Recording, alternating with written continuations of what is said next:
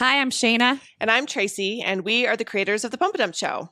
We are moms, but we were women first. And in this podcast, we explore what it's like to be a woman who also happens to be a mom. Before we were moms, we were women. Before we were moms, we were chilling. We were pumping and dumping. We're talking about something. This is the Pump and Dump Podcast. Welcome back. Hey, breeders. What up? What up? Welcome back to the Pump and Dump podcast. Today, we are going to talk about drinking. We're going there. We are. We have an amazing guest named Glennis McCarthy who is a mom, and she got sober 16 months ago. And we're going to talk to her about her story and what it's like being sober in today's mommy wine culture. Yep. There's definitely, we all know it. We've all been meme dumped with 1,000 different, very funny, oftentimes, different things to laugh about moms drinking. And Shay and I drink. And, you know, it's funny. Our show is called The Pump and Dump Show, which has its own urban legend behind the meaning, which is that the idea that if you drink too much while you're breastfeeding, you have to pump out your breast milk and dump it so that you don't get your baby drunk. Which may or may not be true. We've been told many times. Right. And we've had, we don't get a ton of bad reactions to that, but we certainly have had some moms that are like, that's irresponsible to call your show that. It's also just a metaphor for getting it off your Right. chest. I mean, that's really, and that's, if you guys have been to our show, you know that that's what it's all about. It's about laughing about how effed up parenting can be and dumping it out in the And theater. honestly, when we started the show and our babies were 4 weeks old and a year and a half old, we started it for free in a bar. Mhm. And so part of it when it, was born, pardon the pun, almost 7 years ago, it was like, everyone, let's go out to this bar and talk about how fucked up it is to be a mom. And that's really like how the show was born. But it's strange that Tracy and I have always had a little bit of an aversion to the idea of like moms with martinis, or, like for photo shoots, everyone always wants to put a glass of wine in our hand. And we're just like, no, thank you. It's not what the show's about. It's not. And there's jokes. There are some course. jokes. And so there's certainly an undertone or, an underlying origination when it comes to drinking and being a mom.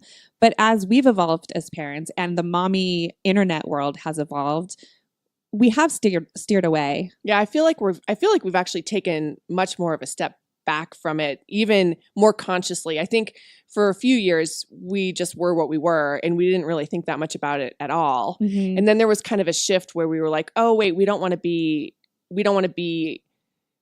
people to think they have to come to this show and like get wasted, or it's about being wasted, or it's about drinking to cope with parenting. And we kind of made a conscious shift just internally, even that just wasn't, it's really not what the show is about. And we have jokes about it We do. because it is a part of our lives. And you and I do drink. And and I think we both have our own internal dialogue of why we drink and when we drink and if it's too much or not enough. And it is a fascinating thing. And it's difficult with kids to know what the limits are. And everyone has a different perception of that, Well, and certainly, I mean, and we talked to Glennis a lot about this later, but when we had new tiny babies, I mean, for me, it was a total escapism, but I also am not an addict, which is a whole other thing, right? So, I would put my newborn to bed and my 1.5-year-old to bed and then go outside and smoke a cigarette and have a whiskey. And I'm not proud of it. I remember it was just like something I needed for my own emotional stability, and it was mine and nobody else could control it. And I knew it wasn't healthy and I liked it that way because I had to make so many other choices that were good. And and it certainly was a vice in that story and in that perspective. But I also am a person who can have one, and that's not true for everybody. So it's such a gray area, and it's such an interesting thing to talk about, because when do you know you have a problem? When are you being enabled by this kind of culture that we're in? And when do you not have a problem? And is it okay to just really laugh about the fact that as soon as those kids went in the bathtub at night, I had my whiskey, we'd send each other Sure. pictures of it. Yeah. Because it was our saving grace at the time. And there's something valuable in that. Like looking back, I definitely, I think I drank too much when Evie was younger, for sure. Certainly more than I drink now. And we talk about this a little bit later, but I really felt the benefits of being able to drink and numb my mind and my worry a little bit and de-stress in a way that I hadn't felt stressed before because I'd never been a mom before. Mm-hmm. And it got really easy to do it, especially when you're home. You're not really, you and I were both home with the kids, essentially. We weren't going to jobs. Like, we didn't have to like Out get of the up. House, right? Yeah. We didn't have to get out of the house. And We never had to get dressed. we still don't get dressed. Still don't get dressed. But there was definitely a period. And I remember just in the kitchen one time, like making dinner, and I was like pouring my second glass of wine in the middle of the week. And I was like, okay, I think you're drinking a little too much. Did you? Yeah, I did. And I, that's something, I kind of just reconciled on my own. And it's like the group that I in, like my family drinks, not heavily, but like I'm just sort of around booze. I've always been around booze. And, I think I just find it fascinating. I think when your babies are little, there's an element of stress and worry and nerves that are so new to a new mom. And alcohol is such an easy way to amend those nerves that I can see how it can just easily become a problem. Sure. So our guest today, her story is really interesting, and I think it's a lot of mom stories, and I don't think we get to hear the story very often. And so opening up the dialogue and really talking about, she refers to us at one point as like normal people, which we're like, don't call us normal, but ultimately, we are people who don't struggle with addiction. So it's an interesting conversation to have with normal people who can have one or two drinks, and what it's like existing in this culture with the struggles of being a new mom, which we all have in common. So it is. And also right now, I think there's a real divisive conversation happening. There's like team no mommy drinks and team mommy drinks. And I feel like there's a little chasm that's forming. Like I feel like I'm seeing a lot more rhetoric come through the internets of people adamant that this isn't any way that we should joke about parenting at all. And then there's just the continual, well, mom needs a glass of wine. And I just feel like I see a chasm forming a little bit. I also think we're scared to have these conversations. I think so too. And it's, I remember Glennis pointing out online, how offensive the mom sippy cups are. And I was thinking to myself, well, gosh, that's judgy because, that's something that like helps a mom along. But the truth is, having an open conversation with her about it, she's actually not being judgy at all. She was pointing out, especially when she pointed it out during a time that she was struggling, that it's an enabler, and that when you don't have a community or friends who would feel comfortable enough to call you out and help you through your problem, and you're struggling to find out if you even have a problem to begin with, that stuff isn't healthy for new moms. And so it's an interesting thing, it's like. And it's hard for us because we're kind of in the thick of it, right? Like we've got this show, it's at night, there is booze around. People get wasted. People get real drunk, and for a million different reasons. I think a lot of moms who come out to our show haven't drank in like a year. Yeah. And they're nursing still. And have one hurricane or whatever the club is serving and then just want to die. I don't know. We've just never really been able, we've never really felt like we were able to talk about it openly with anyone. You and I talk about it all the time, just our show and our place in that world. Right. Because you so don't, we're trying to tell every mom's story. And the biggest story we tell is how hard it is to be a mom. So coping mechanisms are a part of that existence. And we talk really openly with Glennis about how that totally exists, and opening your bottle of Chardonnay when you finally get the kids to sleep or in the bath or not, is part of everybody's journey as a new mom and dealing with the struggle. And that works for a lot of people. And it can be really fun and funny, and it can bring communities together.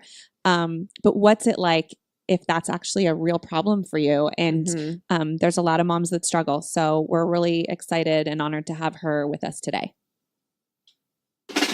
We got a special guest. Special guest. All right, so we are recording on our end as well. Today's podcast guest is an old buddy of mine from New York City days who now lives in Los Angeles, and she's an extremely talented comedian, actress, voiceover actor, nail artist, and unbelievable. Like, follow her on Instagram because her nail design is gorgeous. Can we talk about the name of her nail company? Yes, please. Nail Diamond, you guys. Yeah. And I think your Instagram is Artist Nail Diamond, correct? Yeah, it is. It's so good. So amazing. But this is Glennis McCarthy, and she has a really interesting story in relation to being a mom and getting sober. And so we wanted to talk to her today to kind of open up this mommy wine culture conversation. So welcome. Thanks for having me. I'm glad to be here. So tell us your story. Tell us about how many humans you're raising and how you got to where you are today. Oh my God, I'm raising a human. One human, Mm-hmm. a little boy named Jack. He's 3. His birthday's in November, so he'll be 4 in November. And yeah, I mean, I becoming a mom was really difficult for me because I had a lot of stuff that was unchecked, a lot of depression, and then I suffered from postpartum depression and intrusive thoughts. And it was being a mom was really scary because I didn't know how to be a mom, and I was also sick. So that is a part of my story. And now as a mom, I've come through this road of like still on the path to like spirituality and being calm and present and peaceful. And that's, and it's all progress, but I definitely am a much better mom today than I was 16 months ago, almost exactly 16 months ago when I got sober.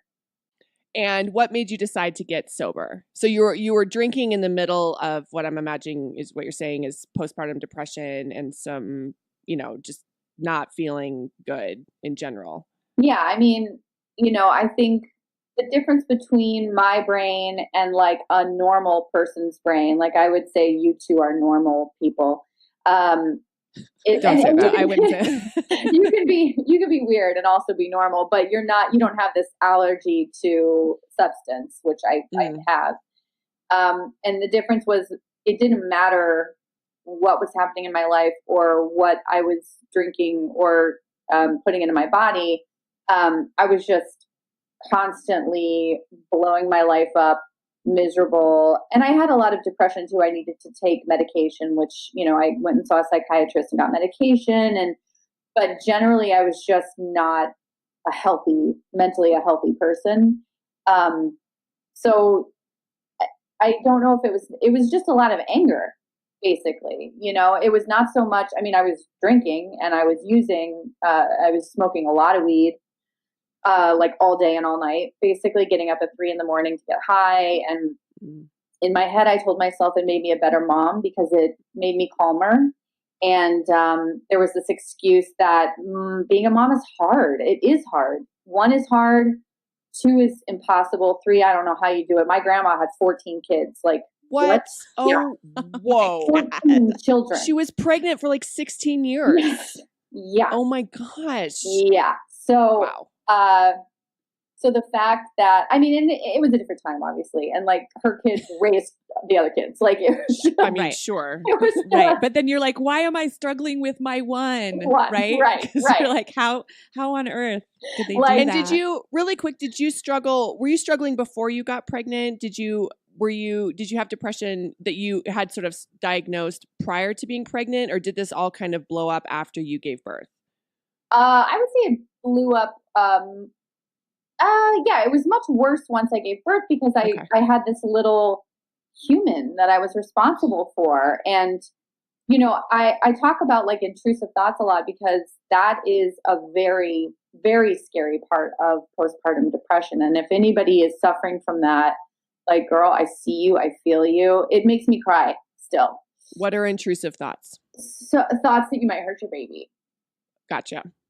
Or thoughts that you can't be trusted with your child, or thoughts that, you know, your child would be better off without you, or, I still get emotional because it feels like you're a monster. Like you feel like, you're not fit to be a parent, or you're not, you know, and like, all you really need is help. Like, that's all you really need.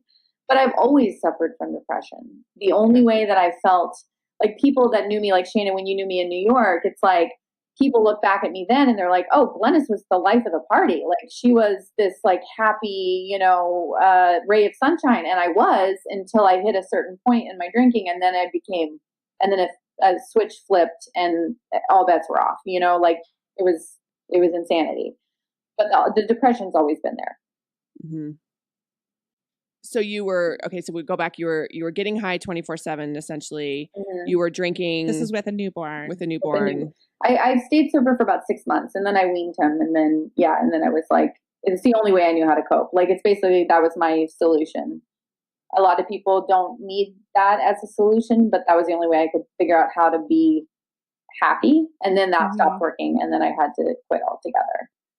It's so interesting because I think postpartum, people experience it in so many different ways. And it's all, I mean, obviously what you were going through was very extreme, and like these intrusive thoughts and stuff are so scary. And yet there's moms that I know who've admitted, you know, to coming home after having a baby and just literally looking at their lives and thinking, what did I do? Oh yeah. What did I just do? And so, you know, all of that, like, that's not well either. I mean, just to accept that you're not happy and there's something you could maybe do about it is so hard for new moms, I think. Yeah. Well, I think even the whole, what did I just do? It's hard to reconcile. Those are thoughts that are frankly probably very normal. Yes. And then there's normal thoughts that are sort of on a baseline. And then the thoughts, I would imagine, get aggressively harder and harder to manage inside your own head. Yeah, I mean, if you don't acknowledge that that's something, you know, that's why moms groups and like your show and are so important, because we need to talk to other people. Like, human connection is the way out of that stuff. So when you isolate yourself and you start to listen and believe those voices in your head that tell you you've made a huge mistake, you're not fit to be a mom. Like, nobody is ready to be a mom. Really? No, not these days. How do you get ready to be a mom? Like, there's no practice. You can't. No, of course not. Get a dog? Are you crazy? No, like, there is no way to prepare to be a mom. So you're just thrown into it, and it's like, good luck. Here you go. Here's a human that you grew. Good luck with it. And so if you have other moms to like bounce this off, I had a mom who I talked about intrusive thoughts with, and it was like the greatest relief to me that somebody else had experienced this, because nobody gets it. And it's so easy to judge. It's so easy to be like, oh, you thought you were going to hurt your baby, you fucking monster. You know, I can curse, right? Yes. We're always surprised so many people ask us that question on the podcast. We're like, oh, yes, I know. Yes. Get it out, girl. So at what point, you know, obviously these are postpartum symptoms and struggles that a lot of new moms go through, but to be exacerbated by addiction, I'm sure is a whole other recognition point. Oh, yeah. And so can you tell us a little bit about that when you realized that it was something more? You know, because I thought that drugs and marijuana were helping me. I thought that was going to fix everything. And it's the same thing as not talking about it. You know, it's like you're just kind of sitting on the issue, and it gets worse and worse as you don't deal with it. But the shame, like the shame of feeling those thoughts in the first place, and then the shame of using to a degree that you know deep down is not okay. Like, only you can tell if it's not okay. I mean, yes, there's interventions for sure, and that's not something that's a part of my story, but I knew that it was not good to run back to the bathroom and get high every 15 minutes. You know, like, that's not normal behavior. So it was, I mean, it just got to a point where it was like, I'm just tired of living like this. Like, I don't want to feel this way anymore. I don't want to live this way anymore. Like, eventually my son's going to get old enough to where he'll know what I'm doing. And then what is that going to look like? You know, am I going to drive my kid high to school. Like, I was still home with him, and Sure. it's like, I just didn't want that to be my future. And really looking at that was really scary. My partner got sober, and I was able to like see how it was changing him. And I talk a lot about like, and I've shared about this, on other podcasts, but like we almost got a divorce. Our life was just like really just blowing up, and so I knew that something had to give. And I had tried everything before. I had tried therapy. I had tried quitting. I had, I thought a baby was going to fix it, which I think is a very common thought. Like, just have a baby, it'll fix everything. and and so, yeah, I just knew that it wasn't sustainable. This way of living was not sustainable. It was not one glass of wine. It was when I went out, I would just get so drunk and then come home and get high on top of that, and high all the time. It wasn't sustainable. I couldn't see myself raising a child that way. And were you feeling, you talked about isolation, were you feeling isolated as a mom in general? Did you have a group? Did you have a mom tribe? Was that mom tribe helping you or hurting you? And it's interesting that you said your partner got sober before you, and this is all after this baby came into your life. Yeah. So that's a huge amount of transition and pain to have in those early days. Yeah. It was like the first year was, it was okay. And then at about 1 year was when everything kind of hit the fan, and we had to kind of reconcile with everything that was going on. And it took me another 9 months or so to actually stop using after that. I mean, it's so funny because like my ego is so big that when I first had my baby, I was like, this is easy. Like, no, I don't need other moms. I've got this. I should write a parenting book. Like, literally thought I should write a parenting book. And meanwhile, I'm like, why do I have to wake up at 3:00 in the morning? Oh my God, I'm so tired. So I didn't really want a mom group because I thought it was stupid. I didn't need it, and then I was added to a mom group on Facebook, and it was like, I slowly started to look at what other people were writing and like how they were so supportive of each other. And I was like, maybe this is not such a bad thing. And then when my life blew up, I went to the mom group. I went and told them what was happening, and they were like amazing, like sent me money so that I could take care of myself. You know what I mean? Like it was just incredible. And I would not be okay without them. Oh, that's and so that's just a virtual mom group, or was that in your neighborhood, or? It was a virtual mom group. And then I started to invite them over to my place, which was really scary because, I think as somebody with addiction issues, it's like we are so judgmental of ourselves. Like we think we are the most important person in the world and the biggest piece of shit at the same time. Like, sure. So inviting people into my house was really scary. Everything had to be perfect. And then when I started to connect with these women, it was like, we're all going through the same thing, like in different ways. We're all going through the same thing. And I connected with moms who'd had C-sections, and that was a whole other area I hadn't really explored. And I heard from moms who felt like I didn't have a connection with my baby when I first had my baby. And that was really scary because I was just like looking at this human, like, shouldn't I be madly in love? That's what people say. I should be madly in love, and it's like, I don't feel that. And even my own sister, like we talked about that, how it took her a long time to connect to her first baby. And, it was just, the isolation is going to take you down. It really will take you down. Like you have got to find somebody to talk to. If it's a therapist, great, but another mom, because that we're going through it together. Like when they say it takes a village, it really takes a village, because isolation will just take you out of the game so quickly. And it almost took me out. It's interesting, just from doing the show for as many years as we have, what our mission kind of, and the things we learned at the beginning versus the things we've kind of learned over long term. And I think that there's like two things that have become the most important part of what we try to communicate as moms. And it's one, that this shit is hard, and it's hard for everybody, and everyone has a story.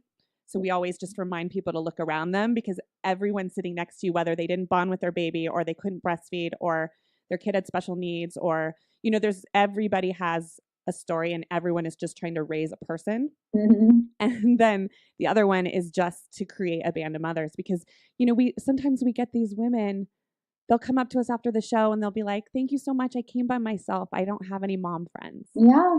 And we're just like, oh, and then we Come start home with us. bawling and like Yeah. hugging that, How you do know, you and do we're just it? like, Yeah. look around you. Look, this is New York Yeah. City. This is, you know, this is St. Louis. This is Indianapolis. This is, look around, like whether it's church or breastfeeding or yoga, or there's so many now, especially even, you know, just virtual groups. There's so many Yeah. ways to find that support system. And, which kind of brings us to the other thing we wanted to talk about, which was, you know, so many of these groups, like a lot of, I belong to a group called Mamas with Flasks, right?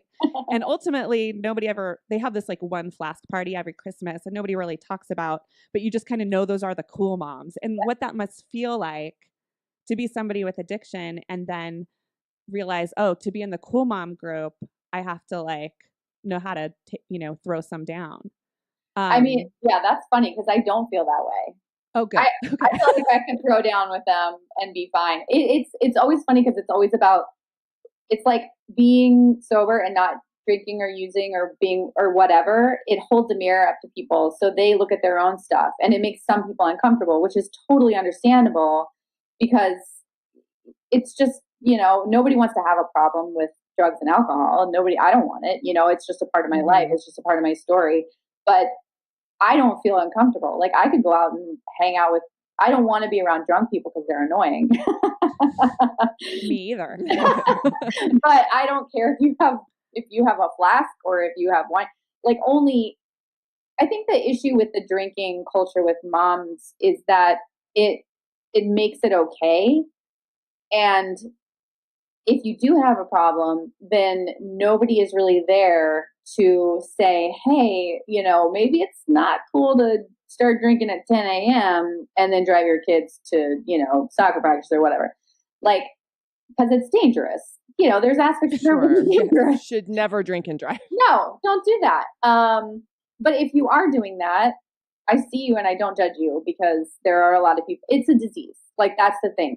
There are people that can drink and they are fine and they can carry a flask with them and they can have a drink at, you know, starting at fucking 3 o'clock or whatever, 5 o'clock, and they're fine. And they will never blow their life up and they will live like that until they're old and gray and they are fine. And there are people who cannot do that. And it's scary to have a culture that is dealing with being a mom by using alcohol when there are people that is not okay for. And I don't know who those people are. Only they will know who they are. But that's a very scary, it was scary for me because nobody was there to be like, hey, dummy, this is an issue. They were just like, oh, dope, you get high at 3 a.m. Cool, yeah. And I'm like, okay, I guess no one's going to tell me that this is a problem. So by culture, do you mean in your immediate life? Do you mean sort of just the online, the internet culture, like meme dump? Yeah, meme dump. Or were you feeling like in your day-to-day interactions with other moms, you felt that, or is it just kind of washes over you when you log onto Facebook or Instagram? It's both. I mean, it's both. Like, you know, the mommy wine culture with all of the like shirts and the cups and all the stuff that are like mommy's wine sippy cup or whatever it is, or wine o'clock or whatever. Like it's fun and it's wine o'clock. It's fun and it's funny and it's like it does bond people together, which I think is great. But there's also like when moms want to be really supportive of each other. So if I would tell somebody something, I don't think either I was hiding it or they just didn't want to be like, that sounds like a problem, you know, because I wasn't like, hey, I never get out of bed. I drink all day and I sit in bed and I don't touch my child. Like somebody would be like, oh, that sounds not okay. Are you all right? But I was just like, I had to get high before people came over to have a mommy, you know, coffee party. You know, there wasn't even wine involved. I just had to get high before people came over. So I probably didn't tell them. So it's both. Like people don't say things because they want to accept you and they want to support you. But then there's also this overarching like wine culture that's just permeates being a mom. And it's like, it's such a tricky area. Like it's hard to talk about it. I'm not judgmental of it because I get it. Like being mom is hard.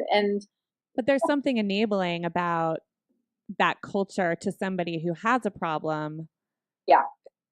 Because it gives, you're looking at, I'm assuming that you're looking for any excuse to be okay, or to think that what you're going through is normal, right? So when you see memes about, drinking wine to deal with parenting, you're like, oh, well, I'm just drinking wine to deal with parenting. We all do. Ha ha ha. Mm-hmm. Which is fine for somebody who can have a glass of wine, and not fine for someone who has to have 12. Right. Or even 3. Like the CDC, I looked this up. The CDC definition of binge drinking is like 4 drinks. Binge drinking is like 4. That's a lot. I'd be like under a table after 4 drinks. 4 drinks, yeah. I'd be like, are they putting alcohol in these things? Yeah. It's it's a lot of certainly wine that goes real fast sometimes. Yeah. Well, right. Yeah. I mean, you share, and then you're bonding with other moms, and you're like sharing a bottle of wine, or you have events with wine, or like think of how many kids. The zoo. I used to go to the zoo. I remember I went to the zoo with my son, the LA Zoo. And I ordered 3 glasses of wine for me and my 2, and it was probably like 11:30. And I ordered 3 glasses of wine for me and 2 friends. And they asked me if I wanted it all in 1 cup. And I was like, I could do that? Shit. Wow. I could do that at the zoo? Wow, LA Zoo. I drove here? Yeah. Do they have checkpoints on the way out? No, they do not. Like, it is perfectly acceptable. There are lots of places you can go with your kid and drink. It's just part of the culture. And I think you brought up a really good point too. I can't imagine, no one wants to tell someone else that they have a problem. That's a really hard, I think of my best friends, like my best friend sitting next to me. I suppose I would tell you if I thought you had a problem, but sure. But also it would be very hard. And it's, it's like the whole take the log out of your own eye before you look at someone else's. Like is that you have to take a log out of your well, I think it's a Bible verse, but like the idea is that, I don't know nothing about Bibles. But how could I tell someone if they have a problem if I'm not totally certain that I don't have any myself, I guess is. Yeah. Or I mean, it's tricky because sometimes, like, I remember when my husband was sober and I was not, and I kept saying to him, do I have a problem? Just tell me I have a problem so that I can go get help. And he was like, I'm not telling you that. I can't, like, because if he had told me I had a problem, I would have been like, I don't have a problem. Fuck yeah. And then I never would have gotten some. I had to get there myself. So that is very tricky because if you have a friend who you really, I have a friend who I really feel is struggling, and every time I see her, it's like she shows up high, and then we have she has shots, and then and it's like I just sit there and I support her and I love her because she knows that I'm sober. If she wants help, she will ask for help. So I think it's it's hard because if you say something, it could really go the wrong way. And I've heard it go the wrong way a lot of times, couple times. So yeah, but it is like as many supportive women as there are that I know that are moms that just love unconditionally and support. There is a lot of judgment in the mom world, and it's just there. It's always going to be there. There's always going to be these moms that are perfect in our eyes and in our imperfect eyes, and it's like, well, I think there's judgment and jealousy, right? There's judgment, and then there's what we think people are judging, but it's just our own insecurities and jealousy that we're projecting on this poor woman who we think is perfect, right? And that's not fair either. I think it really does go both ways. Well, it's a way to, like, I think humans judge to feel better, right? Like we always we're like, well, look at their life. At least my life is not that bad, or whatever it is. But and that's just human. Like that's never going to stop. But it's just human. That's who we are. Or look at how perfectly she handles that situation and that situation when I lose my shit completely. Oh, right.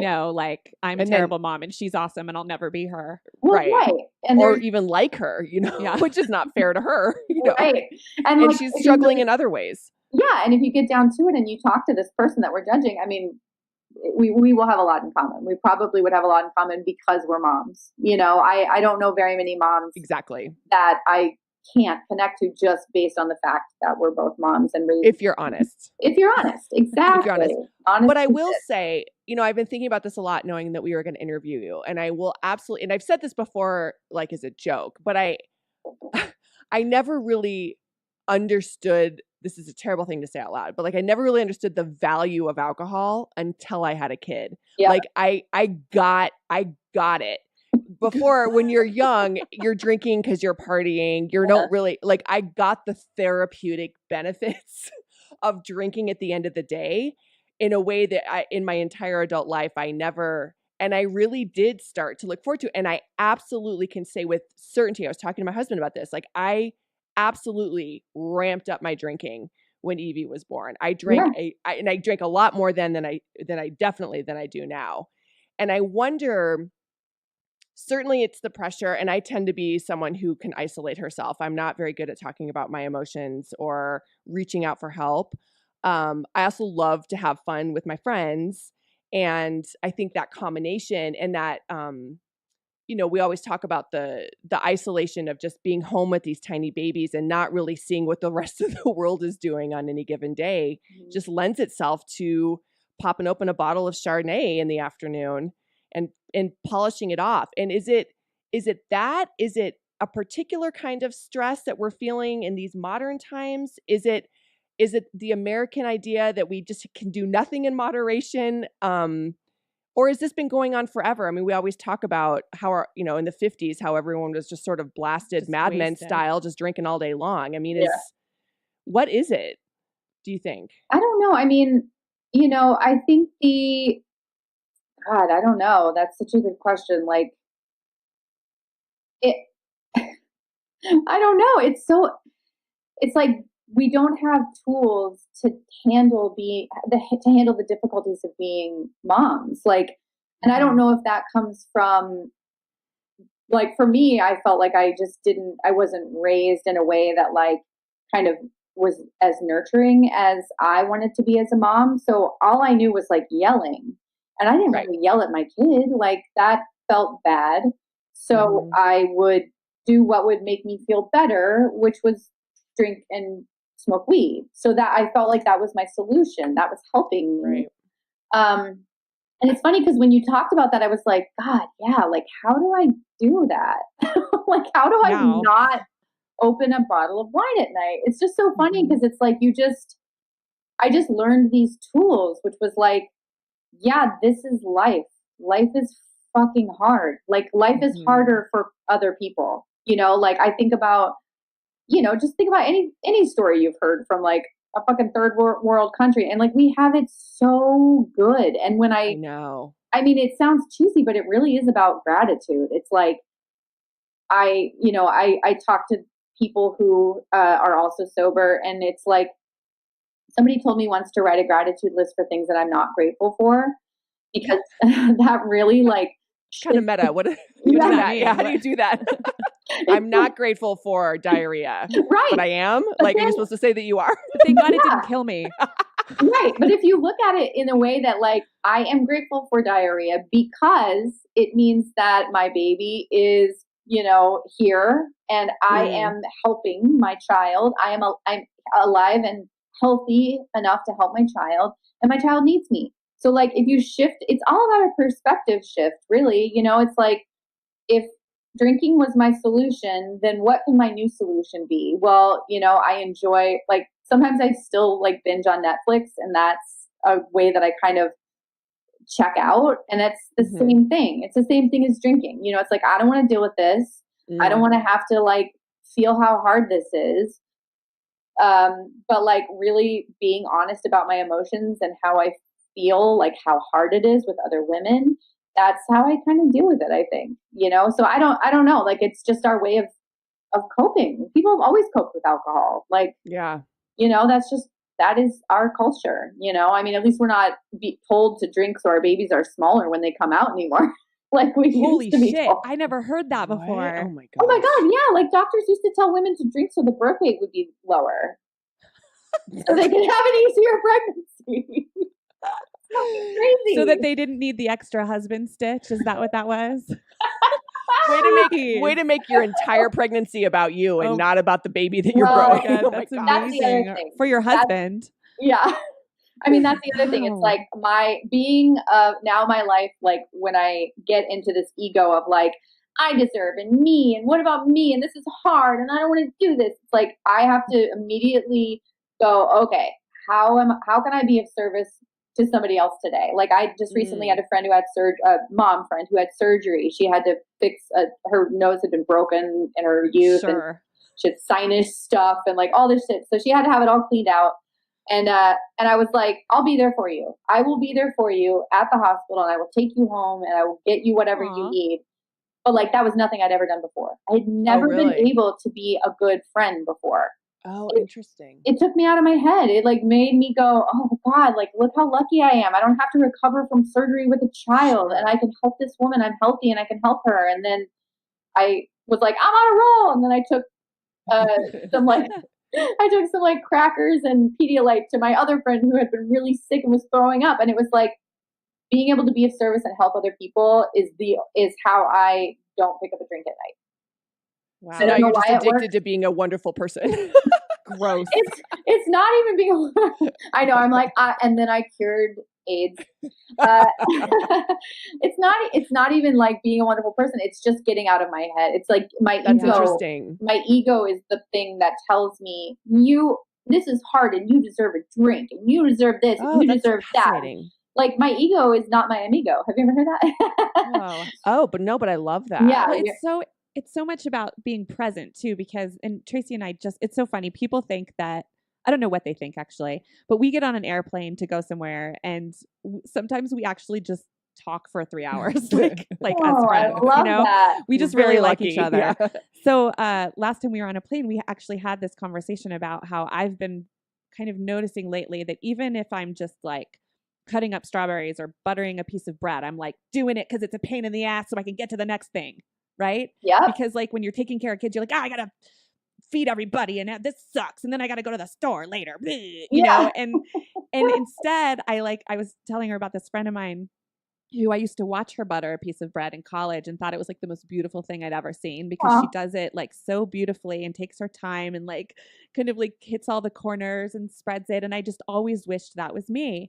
And it made me aware of this idea of just trying to be more present. And it sounds to me like your ability to just have gratitude or to think, oh, I would rather spend my time kind of giving to somebody else instead of thinking about how shitty this moment is all about really just living in the present instead of like, when am I going to get to open my whiskey, which is what a lot of my days are like. So, I mean, it's like when someone's depressed and you say, just be happy like that. It's not that easy. It's not that at all. Like if you're depressed, go get meds. But, gosh. But it's like, it's hard. It's easy to say, yeah, stay in the moment and that, but I understand how that can sound to somebody because it's like, I am in the fucking moment and this is hard, you know, cause I'm tired. Like, have you ever heard the acronym HALT? Hungry, angry, lonely, tired. If you're hungry, angry, lonely, or tired, you're going to be frustrated. So in those moments of feeling that like, oh, I have to butter this fucking toast and then I have to do this and I just need a break. In those moments going, okay, yes, yep.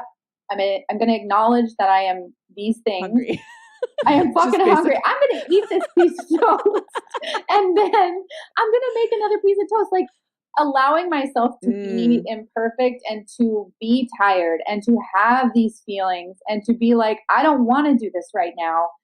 But guess what? You know, I talked to another woman who is sober and she was like, you always have a choice. You have a choice in being a mom. If you want to leave, then fucking leave. And then you don't have to be a mom anymore. It's not a fun choice and it's not a cute choice, but you have that fucking choice. And I was like, oh, you're right. So I can either choose to stay, live in and not take it out on everyone. Not fucking, and I still do. I'm not perfect. I fucking take it out on people. I took it out on my husband this morning. I mean, I just got mad at him for making noise because he was feeding our dog. Like he's being a sweet, loving. He's being helpful. And I'm like, you go away. Like it doesn't always. I'm not this like floating on a fucking cloud. No, not at all. It's just that I can now go. This is my life. I'm going to accept that this is my life. So how can I enjoy it? And a lot of that has come from giving gifts to myself, being kind to myself. Like I was crying to a mom who's also sober and I was like, I just want to leave. I want to go. I don't want to be a mom anymore. It's so hard. And she was like, you know what, you need to be kinder. And I thought she was going to say to my son, because I get frustrated and I would yell. And she was like, you need to be kinder to you. We'll address that in a minute. Yeah. Oh, yeah. She's like, you need to be kinder to you. Like, when you are kind to people, what do you do for them? And I'm like, oh, I do this or I do that. And she's like, what do you do for yourself when you're being kind? And I was like, I don't do anything kind for myself. I don't do anything kind for myself at all. I mean, your nails are freaking hot. I mean, that's real kind. I mean, this is just a walking billboard, ladies. You know what I mean? I do. I just got to get the dollar bills. No, I mean, yeah, that's that. Not even that do I think of as being kind to myself, because it's a chore that I have to do. I have to do my nails so I can, like, you know, show people that I do nails. But part of what was being kind to myself was I went back to school for a semester. I went back to school and I was like, maybe I need to have a career change. But doing that, I was able to see, okay, I think I actually already have these skills that I'd like to put to use. But I placed high in my math placement exam, so that made me feel good about myself. And I'm writing a show for the Fringe, which is like, you guys do this creative stuff that fills this like part of you, and we're so lucky that we get to do that. So lucky. I remember I went to an open mic the other night and some guy was like, oh, this sucks, this mic sucks, and this sucks, and this sucks. And I was like, no, you know what sucks? Sitting at a desk. Yeah, you suck. Yeah. Why are you here, idiot? Yeah. I'm like, sitting at a desk for 8 hours at a job that you hate, which I did for 8 years, that sucks. Getting up and being creative and filling that part of yourself and being kind to yourself, whatever it is, yoga, whatever you do to be kind to yourself, that's how I have been able to not be like, so what about me? What about me? Because we have such a hard time taking care of ourselves. Well, it's funny because we're obviously video conferencing with you, and on my computer, speaking of yoga, I have this. I keep it as a reminder every few days. I was in some yoga class, and the teacher said, all that is welcome. And it took me like 2 days to figure it out. But if you welcome everything that is at this exact moment, you really can't be angry about it. You just have to get through it, you know, but but it's a perspective shift. If you welcome it, then you say, you know what? Yeah, I'm sick. My kid's sick. We're all sick. But you have to say, this is part of life. This is the life story that we're going through. And instead of fighting it, and I feel like we just always push against things that we don't like or that are hard. And instead of inviting it in and saying, I can do this, but it's also okay for me to say that I don't like it, but we can get through it. It was a really big shift for me. Yeah. And the other thing that recently happened is someone told me that, give yourself credit for all the hard work that you do. And Shay and I just talked about this earlier this week or last week. You just said do-do. I said, thank you, Shayna. I love you. Because I didn't want to do it. I know, you heard it too. I was just waiting to see if someone caught it. Yeah, that's me. Do-do. But give yourself credit for the work you've done in your life. Like, give yourself credit for what got you to this place in the first, right now. And certainly I can beat myself up for things that goals I haven't accomplished or things I haven't done. And I forget the years, the decades of things that made me the woman that I am today, and the foundation that I've been building for myself my whole life. Yeah. And I think as parents, it's really easy to forget that you did stay up all night for years and years, and you are taking care of your kid, and you do have a home that you've crafted, and you are putting food on the table, and all of these things. And you are lucky to have those things. You're very lucky to have those things. Very lucky. Yeah. Sometimes I go back to like when my babies were babies, and I think about those times, and I can really see how I felt at the time, and it was really like I am overreacting. This should be easier. Like I wish I could go back and hug that person with those babies, because I just remember how hard I was on myself. In the moment, I didn't realize it at all. But looking back now, I mean, I was 6 and 8 year old, so it's not like life is a breeze. But I really, when they were 1 and 2, I was like running a half marathon. Oh my God. Like, girl. I literally did that. And I'm like, at the time, I was like, I'm just running to get away from my children. Like there was no joy. And if I had been my person now, and I could go back and talk to her, I would like just give myself like a big hug and be like, what the fuck? Just sit down. Yeah. You know, like Yes. stop working so hard. You're okay. Just hug those babies. And, you know, I know that's so cliche, but it's just true. Like it does go so fast and we're so fucking hard on ourselves. And like you said, it's just something that, and I think we really get to experience this with the show. It admitting and just talking about that it's hard, simply that it's a difficult thing that we do every day is like such an eye opener for people who won't give themselves that credit. Yeah. And just having somebody acknowledge you and like validate your struggle and be like, yeah, dude, I feel you. And if you're saying it to somebody and they're like, well, what you need to do is, then you leave that room immediately. Stop talking to them. They're not the person for you. But if you find somebody like you two obviously have this amazing bond, and like you find somebody that you could be like, sometimes I just want to fucking throw the bottle at the wall. And they're like, I have thrown the bottle at the wall, you know, like, I mean, the baby bottle, not the bottle. But yeah, I mean, find somebody that's just like validating because it is hard to be in that moment and be like, and have that empathy for yourself and be like, this is hard. I love you. You're doing great. You're so awesome. Like that takes work. That takes a lot of work. And it's hard not to beat ourselves up because we're so good at it. We're just trained to from the beginning. We're trained to beat ourselves up and be hard on ourselves. So finding another person that you can like really go, okay, this is what's going on. And they'll be like, okay, it sounds like normal. Sounds like you're just a mom. Yeah. know? Well, and then, but then the trick is back to our conversation saying, I get you. I see you. I love you. I support you. Here's another drink, you know? Yeah. I mean, sometimes that works for certain people, like you said, and sometimes that's the worst thing that can happen. And I think that's the interesting fine line I've certainly found in my own journey with motherhood. And with our own friends. With our own friends. Yeah. Like at what point, and I liked how you said, like, some people can drink every day of their lives and be fine and go on and live fine lives and not blow their lives up, which is a very important thing. And some people can't. But when you're in that gray area, when do you start to surround yourself with friends that are like, oh, you're not drinking tonight? Okay, cool. That's fine. And that's not its own big deal. Yeah. Because well, I think even the friends that are offering you a drink would be okay if you said no. You would hope.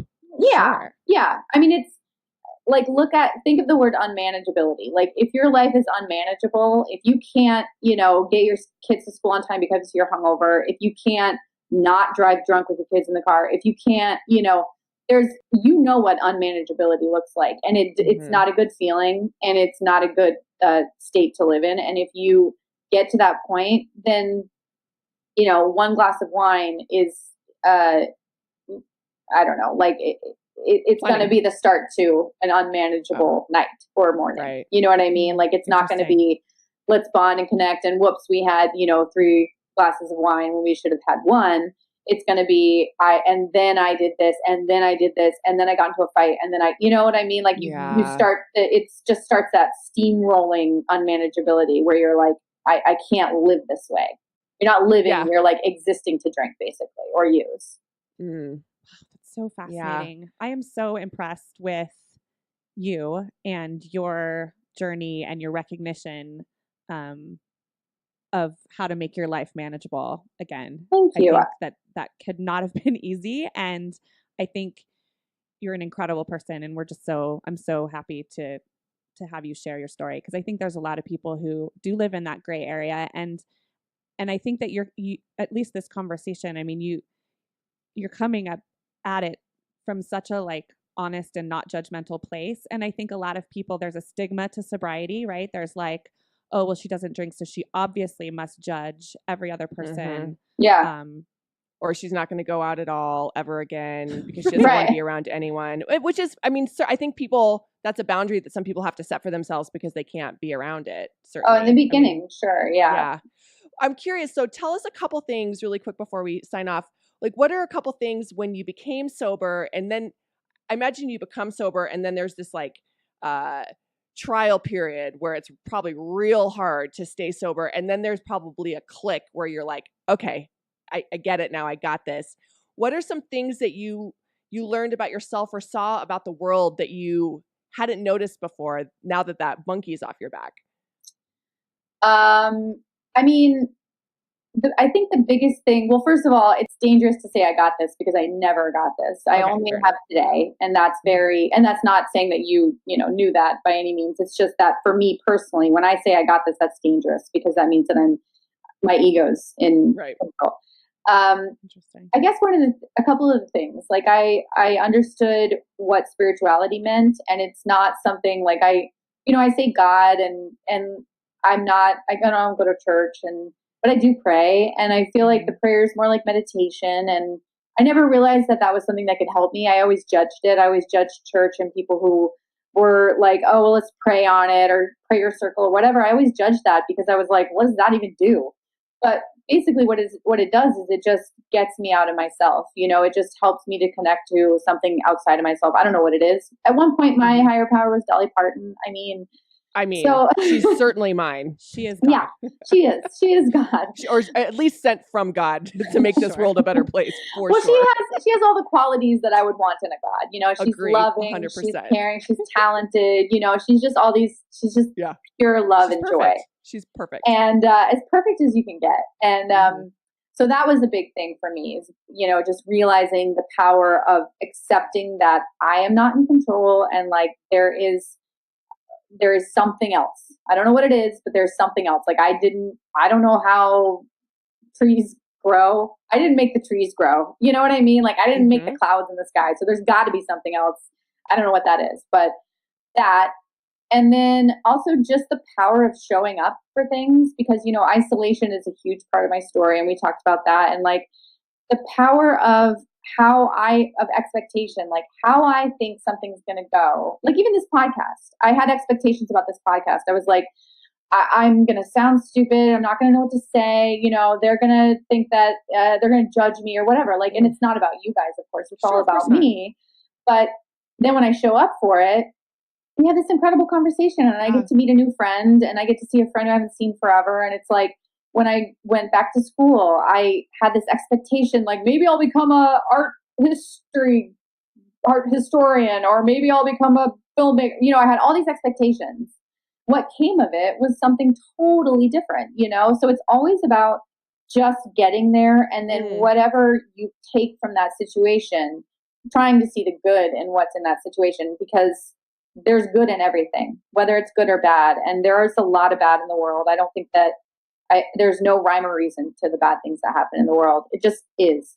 So accepting that you can find good, like when my dad died, I finally was able to have peace with that after a long struggle of a pity party that lasted for fucking 10 years. I was finally able to go, oh, he did give me all these gifts. Look at this. Like he was an amazing man in many ways, and I got to have this time with him. I was there. And like, so being able to see that there are good things, like I got to show up with him and I got to be there with him in the end. And like, that's something that I never saw before because I was too busy feeling sorry for myself and being angry, So those are the two big things I would say that came from sobriety, and like being able to be there with my amazing son, it's the greatest gift, truly. Like it's not easy, but what an amazing gift. We get to see like a person that is like all joy. If we are lucky enough to have a child that is like, happy and healthy, that's everything. That's amazing. I'm weeping. Thank you. I'm so glad that you guys asked me to do this. I'm really grateful that you asked me. And I just, every time I get to talk about this stuff, I just feel like I learned so much just being able to talk to people about this, because it's not something that a lot of people understand, or, there's just these preconceived notions of like, oh, you think you're better than me because you stopped drinking, or, it's like, no, I have to practice this every single day. I have to call people every single day. I have to stay connected every single day. It takes work, just like going to the gym, and it's not always fun, and I don't always want to do it. But because of that, I'm able to like show up and be happy, healthy person, which is a fucking miracle, truly. And give these gifts now to other people, which is, in itself its own amazing outcome to your story, that you're here for other people now. Yeah, I work with other women, and it's like it's such an amazing way to like really look at my my sobriety and be like, wow, it's a miracle that any of us can stop, because it's not easy. It's definitely not easy. So to get honest, I should say, not even to stop drinking, but to get honest. That's the hardest part. I would imagine. Yeah. Thank you, Glennis. Thank you, You're guys. awesome. Thank you. We are on tour.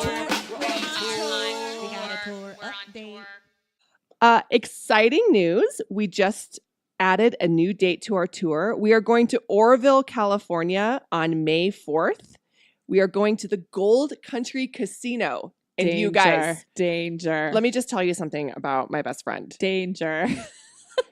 Shayna in slot machines is like crack for this woman. Ding, ding, ding, ding, ding, She's ding, already ding, got ding, this ding, face. ding, She ding, gets the ding, same ding, face, ding, even ding, just ding, talking ding, about ding, it. ding, She's ding, so happy in front of those damn slot Oh my God, machines. I love it so hard. So if we don't show up for the show, or if it's just me, we'll just go and drag her away from the quarter slot machines where she's convinced she's going to win. Oh, I even like the pennies. You love them all. I love them all. So anyway, so that's May 5th. And We also added 4 shows in 2 nights. So we have an early and a late show in Omaha, Nebraska at our favorite club, Funny Bone. the Funny Bone. And then we have 2 shows the next night, Saturday night. Can you? At the that's Des Moines. June 1st. So it's May 31st in and June Omaha, 1st. and then June 1st in Des Moines at the Funny Bone in Des Moines. With an early and a late show on both nights. So we're coming back. We're coming back to the Des Moines and the Omaha. We're coming back to the clubs. Tickets are going super fast because they're smaller rooms, but it's so fun to have. It's so intimate and lovely. And I think it's probably our 5th or 6th time going back. I mean, to Omaha. This is our 2nd time going back to Des Moines? Yeah, I think so. Yeah. So Oroville, we're so excited to come up there. And I know a lot of people in the area. It's close to Chico, and hope we can have a really great night out with you at the casino. At the casino. Come with me afterwards. Just follow me around the casino after. You will see us in the slots, and I will just be enabling Shayna because I hate gambling, but for some reason, her happiness is my happiness, and I just always find extra money to give her so that she can gamble. Oh, it's so good. It's so good. And then Des Moines and Omaha, look it up on our tour page, and you can see the rest of our dates there. And Salem's been rescheduled, so Salem is in April as well. See you soon. Bye-bye.